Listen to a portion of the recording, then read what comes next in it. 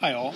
In this video, I will work through each of the problems from the first day of class, and recall that these problems are the types of algebra skills problems that I'd like you to be feeling very confident with by the end of our time in Chapter 1.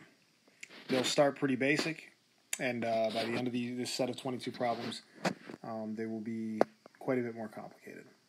Watch this video as many times as you need. Feel free to skip ahead over the easier problems if you feel good about those. So in the first problem, we want to solve for x, and we have 3 times x is equal to 15. The inverse operation of multiplying by 3 will divide both sides by 3, and so x is equal to 15 over 3. We'll reduce that, and we get a solution of x is equal to 5. We can check our answer by putting 5 back in for x, and 3 times 5 does in fact equal 15. Number 2, negative 2 times y is negative 12. We'll divide both sides by negative 2. Divide both sides by negative 2.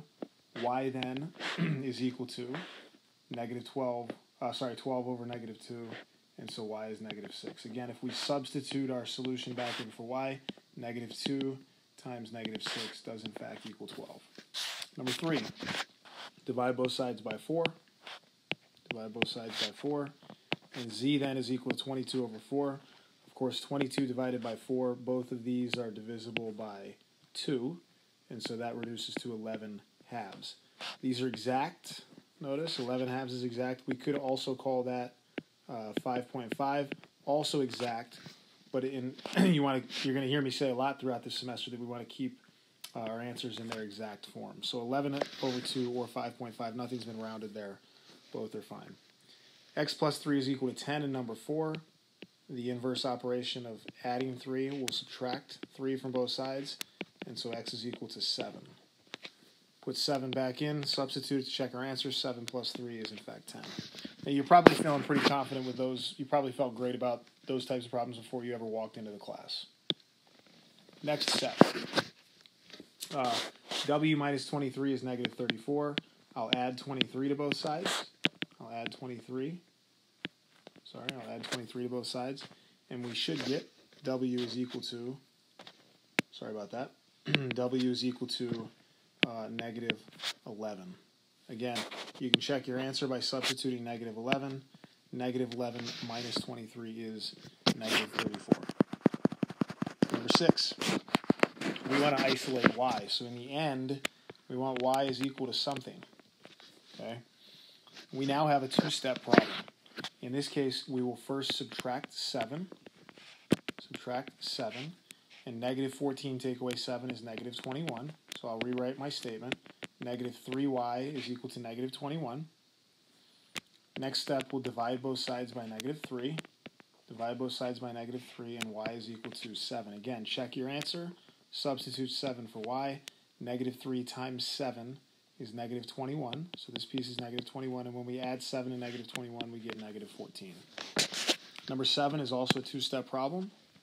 Step 1, I'll subtract 2 from both sides, and I get 13t is equal to 45. I'll divide both sides by 13, and t is equal to 45 over 13. Now here's another example of where we have an exact value. We don't want to round that. You could type that into your calculator and get some approximation. We could say it's approximately equal to some number, but for our purposes right now, we're going to leave this as exact. So the question is, could we clean this up at all? And the answer is no. 45 over 13 is in its reduced form. Number 8, step 1, I'll add 3 to both sides, and I get 10 is equal to 0.5x, or 0.5x. Remember, this is the same as 1/2. We'll divide both sides by 1/2. And when we divide by 1/2, I'm going to divide by 1/2 over here as a fraction. When you divide by a fraction, it is the same as multiplying by the reciprocal. So 10 divided by 1/2 equates to 10 times 2 over 1. 10 times 2 over 1 is the same as 10 over 1 times 2 over 1. That's 20 over 1. Or 20. Again, we can substitute our answer, put 20 in. Half of 20 is 10. 10 take away 3 is 7, and that checks out. You probably were feeling pretty good about those steps as well before I saw you on the first day of class. Now this next set, maybe you feel confident with, or maybe you don't. There's probably a little mixture here, and I want to go ahead and mention right now that there are often different ways to solve many of these problems. So you may take a different route than I take here, and I'd be happy to talk about different routes during office hours or in class. If you have a question, feel free to ask. But in this case, I see a denominator of 3. I see a denominator of 1, although it's not written. I'm going to go ahead and write it, and a denominator of 1. And so if I want to eliminate this denominator of 3, I can go ahead and multiply the entire equation by 3.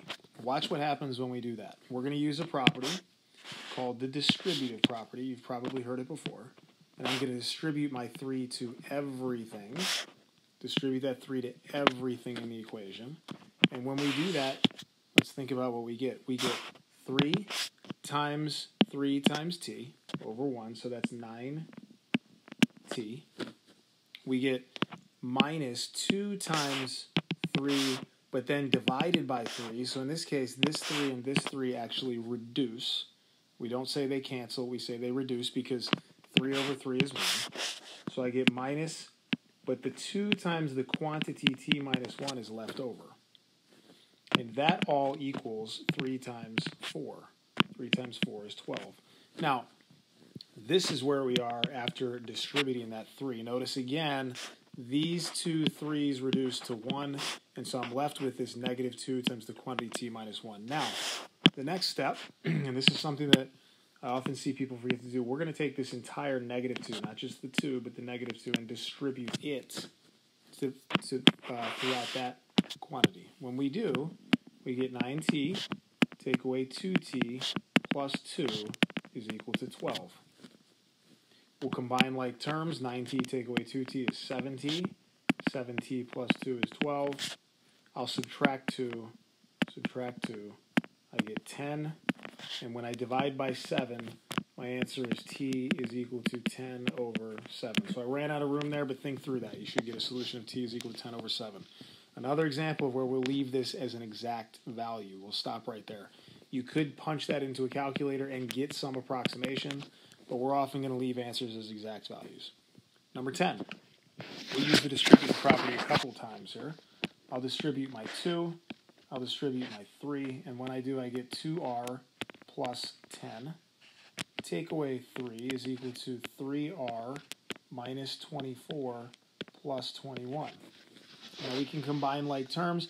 We're actually going to shift some things around here. So I'll combine like terms first. 10 and negative 3 is 7. So 2r plus 7 is equal to 3r minus 3, because negative 24 plus 21 is minus 3. Now, again, in the end, we want r is equal to something. So in order for that to happen, I need to get anything with an r. I need to get anything with an r. Anything with an r on one side and everything else on the other. So to do that, I'll subtract 2r, and I'll add 3. Subtract 2r, and add 3. Now, when I do that, that's 0. Okay, that's also 0. And I'm left with 3r minus 2r, which is r. And I'm left with 7 plus 3 is 10. And so we get r is equal to 10. So our solution is r equals 10. Now let's check that just for fun. 2 times 10 is 20. 20 plus 10 is 30. 30 minus 3 is 27. I get 27 over here. 3 times 10 is 30. 30 minus 24 is 6. 6 plus 21 is 27 also, so that checks out. Our solution, we call it, is r equals 10. Next, we've got quite a few parentheses here. And I'm going to start inside and work my way out. I'll start with this negative 3, and I'll distribute it. And so that gives me b minus 3 plus 3b. Okay, that's wrapped in a pair of parentheses, or in this case, brackets. Got this minus 4 on the outside, and so b minus 4 times the quantity b minus 3 plus 3b is equal to 42. Now, I want to combine like terms inside the parentheses first. So I realize they're brackets, I'm calling them parentheses, they're the same thing. B plus 3b is 4b. 4b minus 3. I'll now distribute my negative 4. Don't forget to distribute the negative to both terms. So negative 16b plus 12, and I've got this b over here, is equal to 42. Combine like terms. B minus 16b is negative 15b. Negative 15b plus 12 is 42. Subtract 12. I'll get negative 15b is 30. Divide both sides by negative 15. And we get b is negative 2. And so, again, the solution is b is equal to negative 2. You could plug that back in and check it, and you would find that does work. Okay. Now, I don't actually have a calculator on me in front of me right now. So I could spend a little bit of time and distribute this and multiply it out and combine like terms. Actually, I guess we could do this without a calculator. So number 12, we get 1.06s. Now this is the same. Remember that this negative 0.01 is the same as negative 1 over 100. So in other words, we're going to take this decimal and we're going to move it 2 units to the left. So minus 2.484, and then that's going to become a plus 0.01s. Okay, so again, multiplying or distributing this 0.01 is negative 0.01 is the same as distributing a negative 1 over 100, and of course a negative times a negative results in a positive here, is equal to 22.67s. Okay, combining like terms, 1.06 plus 0.01 is 1.07s minus 2.484 is equal to 22.67s. I'll subtract 1.07s, subtract 1.07s, and we get negative 2.484 is equal to, looks like 21.6s, or 21.60s. When we divide both sides by 21.6,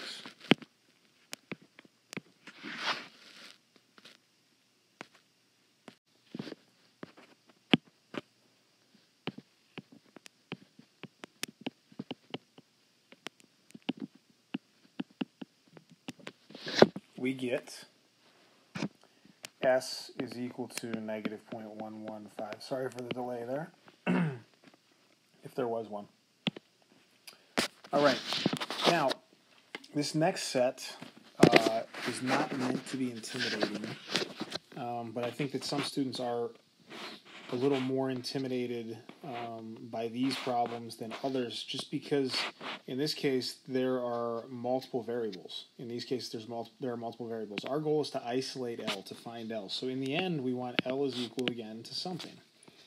The question is, how do I get L by itself? How do I isolate it, or how do I solve for L? Well, in this case, L is being multiplied by W. Good news is we're only one step away. If we divide both sides by W, then we get L is equal to A divided by W. At number 14, we want to isolate W. We want W is equal to something in the end. We're a couple of steps away this time. Okay? In this case, we'll subtract L naught. Now you probably recognize this little subscript 0 symbol. It's often called naught, and it usually means like an initial value. So this may have been the initial length. This may have been another length. And so we want to solve for W, isolate W. So I would subtract L naught from both sides. And at that point, my equation would look like this. L minus L naught is equal to K over 2 times W.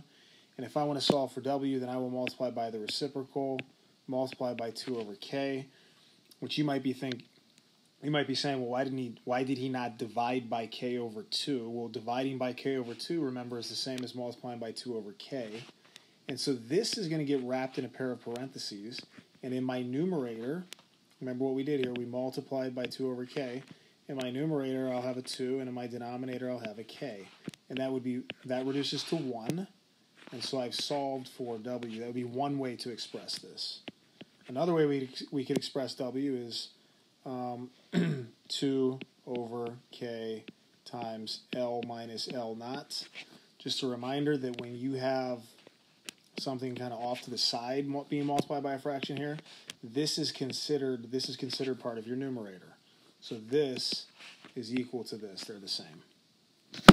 Next, we want to solve for a. The goal is to isolate a. Well, we've got a little more work to do here. Notice v naught t, you can think of that as just a constant, a number.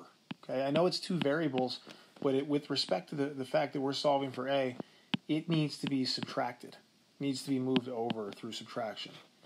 And so h, take away v naught t. Maybe you can think of v naught again maybe as initial value if you've ever, initial velocity if you've ever taken a physics class. Okay, and so h minus v naught t is equal to 1/2 a t squared. Well, how do I get a by itself? How do I isolate a? I need to get rid of this t squared. I need to get rid of this 1/2. And the fastest way to do that would be to multiply by 2 over t squared, which is the same as dividing by t squared and multiplying by 2. So we'll take this and we'll multiply it by 2 over t squared. 1/2 times 2 reduces to 1. T squared over t squared reduces to 1.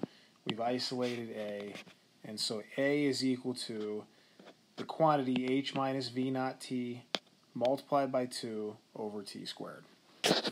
Number 16. We want to solve for y. Now in this case, we've got a little more work to do. I see y over here, and I see a y over here. And the process, what we want to do here is we want to move anything with a y to one side and everything else to the other. So I have options. I can move this 3xy over, or I can move this 2y over. And depending on what I do with my y's, everything else will go to the other side. I'm going to choose to subtract 2y, which means I'll also subtract 1. So we get 3xy, take away 2y, is equal to negative 5x minus 1.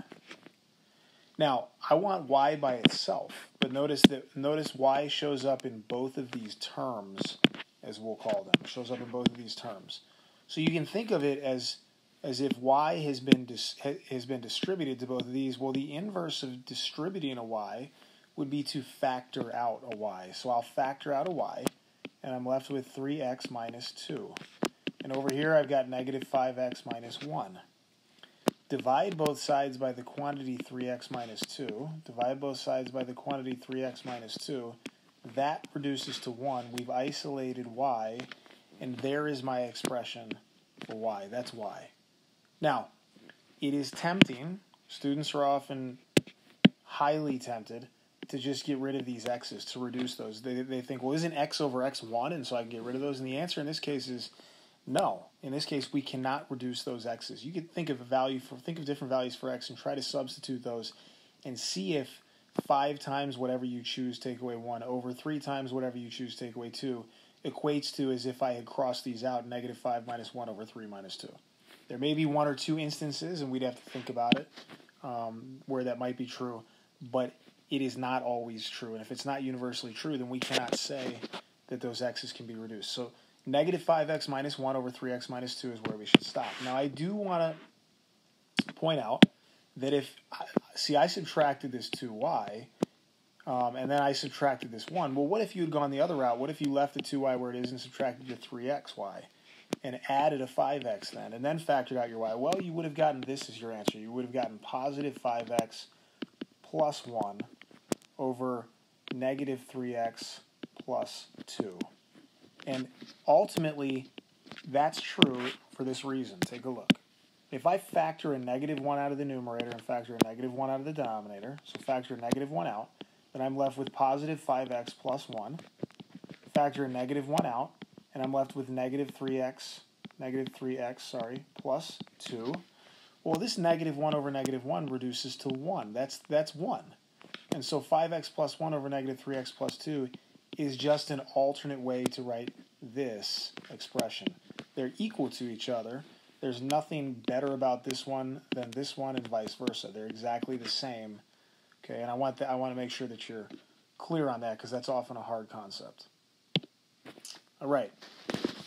We now want to solve for v. So our goal is to find V given this equation. Well, the first thing we'll do is we'll distribute again, and distribute again.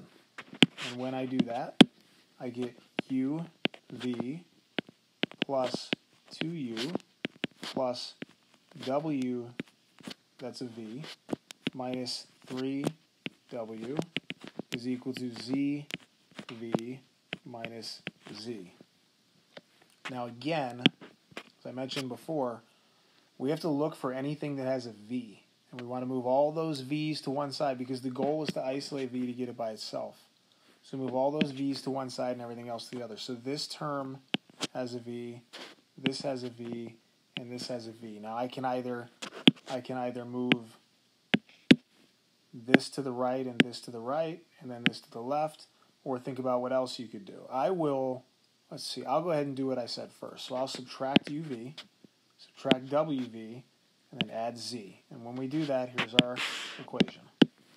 We've got 2U minus 3W plus Z is equal to ZV minus UV minus WV. Now we want V by itself, so we'll factor out a V. And so we get V is equal to Z, take away U, take away W. I'm sorry, V times, I said is equal to. V times the quantity. Z take away U, take away W is equal to 2U minus 3W plus Z. Divide by this quantity, Z minus U minus W. Divide by this quantity, Z minus U minus W. That reduces to 1. We've solved for V. Now, again, keep in mind that if we had the opposite of every one of these, so in other words, negative 2U plus 3W minus Z over negative Z plus U plus W, then we have an equivalent expression. This is exactly equal to this. You would have gotten this if you had moved everything else up here in step 1 in a different direction. Okay, number 18. So in this next problem, we want to isolate R. I want to get R by itself. Now this is a little trickier than some of the other ones we've seen because in this case we have an R in our numerator and an R in our denominator. So I'm going to start by multiplying both sides by R minus 1. Remember, we want to do whatever we do to one side, we want to do to the other to keep that balance. So if I multiply this by the quantity R minus 1, and I multiply this by the quantity R minus 1, then what we have is a quantity times another quantity divided by another quantity.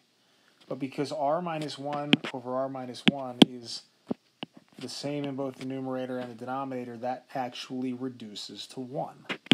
It reduces to 1, and so we're left with S times the quantity R minus 1 is equal to RL minus A. Now you might be thinking, well, you had an S on the back end here and now you moved it to the front end. And that's okay, I can do that because if I have S times R minus 1, that is the same as R minus 1 times S. In multiplication, the order does not matter. It doesn't matter if I multiply S by R minus 1 and use it and multiply S first or R minus 1 first. As long as I'm multiplying the two together, the order doesn't matter. Now, we're trying to solve for R, recall. I'll distribute my S, and I get SR minus S is equal to RL minus A. And now look at what we have. We have, once again, an R over here, an R over here, very similar to the previous problem. I want to move everything with an R to one side and everything else to the other. There's really two different routes I could go. I'll go ahead and say SR minus RL is equal to S minus A because, again, I'm going to add that S. I'll factor out my R. R times the quantity S minus L is equal to S minus A. And now I've got R is equal to S minus A over S minus L. We've solved for R. Again, you might be thinking, I often have students ask, well, can I just get rid of these S's here? Isn't S over S 1? Well, if it looked like this S over S, or if it looked like this S times A over S times L, then yes, we could reduce those s's to 1s. But that does not work the same when we've got addition and subtraction. Last thing I'll say about this problem is that if you had, instead of s minus a, you had negative s plus a in your numerator, and instead of s minus l, you had l minus s in your denominator, then you would have also gotten the right answer, for the same reasons we've discussed before. Okay, still have some work to do here. So we'll look at, I'll look at these next two and I'll stop. So 19 and 20. In this case, I want to solve for x. Okay, this is very similar to the previous example, except there's one layer. I'm adding a to both sides here. Whereas in the previous example, we did not have that. We had something over here other than 0. So what I'm going to do first is I'm actually going to subtract a. And when I subtract a, I have a minus cx over b plus dx is equal to negative a. And now, at this point, we do have, if you go back to the previous problem, you have something that looks very similar to this, okay, where we now multiply by the quantity r minus 1. So let me go back to this problem, and we're now going to multiply by this quantity. Multiply both sides by the quantity, okay, b plus dx. So over here it's getting a little messy, but b plus dx over b plus dx is 1. Negative a gets multiplied by the quantity b plus dx. Again, I'm using that term quantity. And now we have a minus, so I'll put a slash here. I've got a minus cx is equal to negative ab minus a dx. Again, if you look at what we have, we know how to solve this. I have an x term, I have an x term. Move all my x terms to one side and everything else to the other. Factor out your x and divide. And so two different ways we could go. I'll say a plus ab is equal to cx minus a dx. I'll factor out my x, c minus ad. Okay, a plus ab. I'll divide by c minus ad. Divide by c minus ad, and I have solved for x. Again, you may have instead, if you had gone the other direction with everything, you would have had negative a minus ab over negative c plus ad, and that is just as good as the other answer. Last problem, and it's it's a tough one. We want to solve for t. We want to isolate t. Well, this problem here, we've already got a 3 on the right-hand side, so I'm going to multiply by this entire quantity. And when I do, I get this. at minus b is equal to 3 times the quantity c minus b times the quantity 1 minus 2t. It's a mouthful. We've got some work to do. I'm going to distribute my entire negative b here, and when I do, I get at minus b is equal to 3 times the quantity c minus b plus 2bt. I'll now distribute my 3, and when I do, I get at minus b is equal to 3c minus 3b plus 6bt. And now we're in a place where if I'm solving for t, it's the same old story. I've got a t here. I've got a t here. Move everything with a t to one side. Move everything else to the other. When I do, let's see. I get at, take away 6bt is equal to 3c minus 3b, and then it's going to be a plus b, because I'm going to move this b over through addition. Now, 3b and b gives me negative 3b, and positive b gives me negative 2b. So I'm going to factor out a t, and when I do, I get a minus 6b on the left is equal to 3c minus 2b. To close this problem out, I'll divide by a minus 6b. Divide both sides by a minus 6b. Okay, that reduces to 1. I've isolated t. I get 3c minus 2b over a minus 6b, which, as we've talked about before, would be the same as 2b minus 3c over 6b minus a. And, of course, we cannot just reduce those b's. Okay, I'm going to stop there. We're over a half an hour.